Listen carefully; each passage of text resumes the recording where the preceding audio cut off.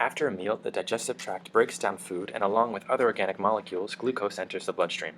Beta cells in the pancreas respond to the elevated levels of glucose in the blood by producing a hormone called insulin.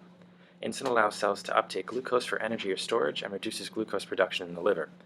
But what happens when your pancreas makes insulin but your cells are unable to respond? Over time, this phenomenon, known as insulin resistance, leads to type 2 diabetes. Type 2 diabetes happens when a person's body doesn't respond to its own insulin. Typically, insulin can bind to insulin receptors on the surface of a cell and induce a transduction pathway that produces proteins that stimulate glucose uptake. In type 2 diabetes, insulin does not produce the appropriate response. This condition might be caused by excess weight, lack of physical activity, and other factors like sleep and older age. Symptoms that indicate type 2 diabetes are problems associated with fluctuating blood sugar, thirst and hunger, decreased immune response, blurry vision, fatigue, and frequent.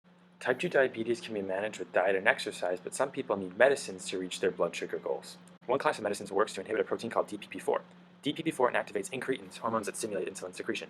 These drugs bind to and deactivate DPP4, stopping its function. By inhibiting DPP4, an individual's beta cells may be more likely to secrete enough insulin to overcome insulin resistance and produce an adequate cellular response. Another type of medicine is a glitazone, or TZD.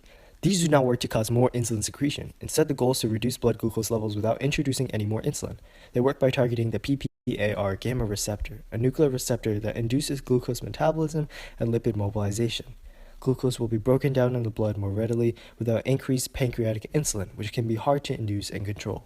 All medications have side effects, and there are several that are specific to DPP4 inhibitors and TZDs. TZDs may cause some weight gain as they encourage the genesis of adipose tissue. They are also associated with heart failures and fractures, and thus are not a first-choice treatment. DPP4 inhibitors are not as effective, but also do not cause weight. Type 2 diabetes is not curable. Okay. Everyone should consult with their physicians before deciding the treatment option or options that are best for them. But with an understanding of cellular and drug function, it is possible to live a healthy life by being active, eating well, staying healthy, and taking the right medications.